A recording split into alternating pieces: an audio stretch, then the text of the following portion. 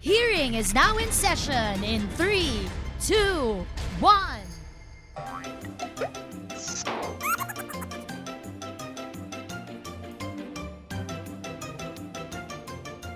Let's start. Please rise for your honor, Madam Chair, Tuesday Vargas. Thank you so much. Okay, everybody, please sit down for your vice chair. Our second honor, Mr. Buboy Villar. Sit down. Kung ako nagpatayo, ikaw nagpasin. Ganun talaga. Okay. Good day po sa inyong lahat. Saan tayo titingin? Dito? Kanan, kaliwa? Dito? Ayan. Dito po, Madam Chair. Okay, sige. Okay. Session is postponed. Wait. Session is back. Okay. Good day. Postpone. Ganun talaga. One second.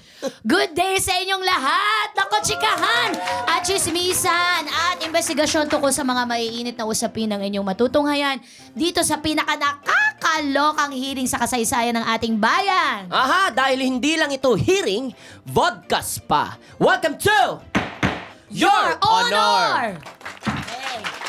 At sa araw na ito, pag-uusapan natin ang isang problema ng marami nating mga kababayan. Bukod sa problema ng kung saan ba bibili ng labubo, no? Vice Chair Buboy. Madam Chair, uso talaga yan, Madam Chair. Uso talaga yan. Okay, yan po ay kailangan talakayin sa mga susunod na episodes. Pero ngayong araw na ito, ang tatalakayin natin ay yung problema nila sa sex life. Oh, bakit? Madam Chair, actually, yan nga talaga yung problema ko rin ngayon eh. Medyo malalim yung buntong hininga na yun, ha? Anong ibig sabihin yun? Because in this past few weeks, Wow! medyo na-bored na ako kasi gusto ko na nga ibenta tong labubo ko din eh.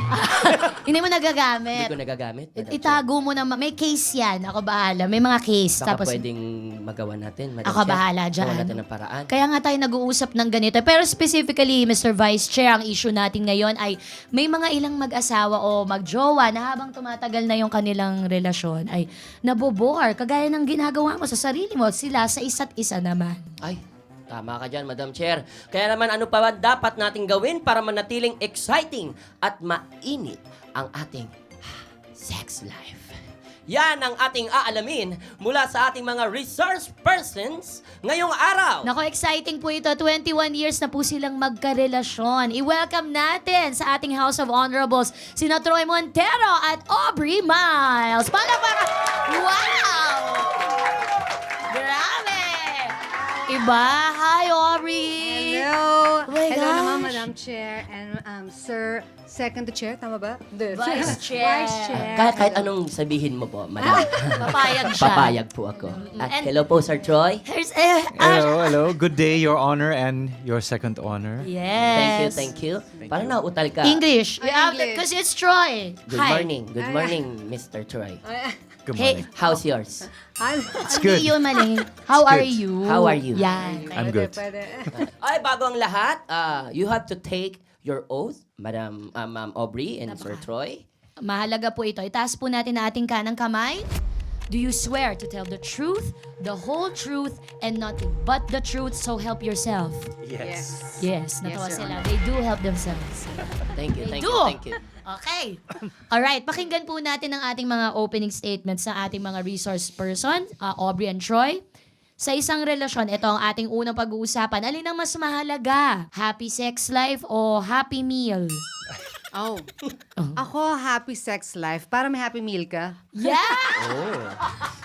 In one na. Pinag-isa na. Happy sex life tayo. Siyempre, of course, happy sex life. Iba. Parang ito yung naibita natin, no? Sila na talaga yung rurok ng resource person. Wala na ako ibang maisip kung ito yung topic na pag-uusapan natin. Okay, simulan na natin ang ating pagdinig. It's in session. Everything is in session. Kung meron man po kayong mga komento dyan, ha? Yung mga suggestion, mga violent reactions, ayan. Gustong-gusto namin yan. Kayo ang aming topic. Ilabas nyo po ang inyong mga comments dyan sa comment section. Let's start our discussion, guys. So, nasabi natin kanina, 21 years na kayong Yes. magkasama. Super commendable. Palakpakan muna natin yung 21 Mahirap years. po yun, mahirap yun. Mahirap ma-maintain. Oo. And especially good-looking people like them. Grabe Sobrang naman. And like challenging. us also. Yeah, ako, hirap na ako.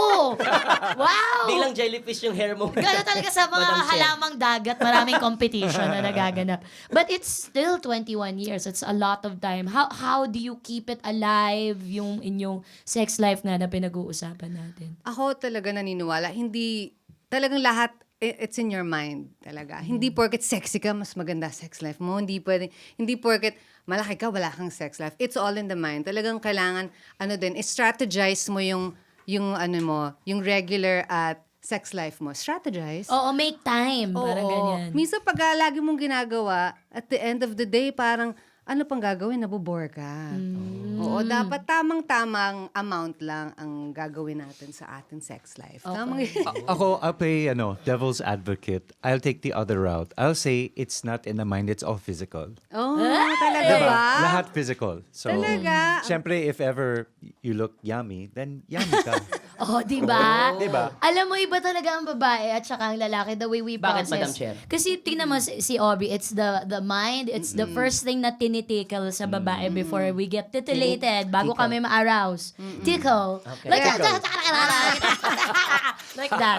Pero kami natatawa kami pag tinitickle. Pero pag tumikle sa'yo si Aubrey, iba na yung madadama mo, yan siya. Wag. But Troy, he processed it like, no, you have to, be appealing to me.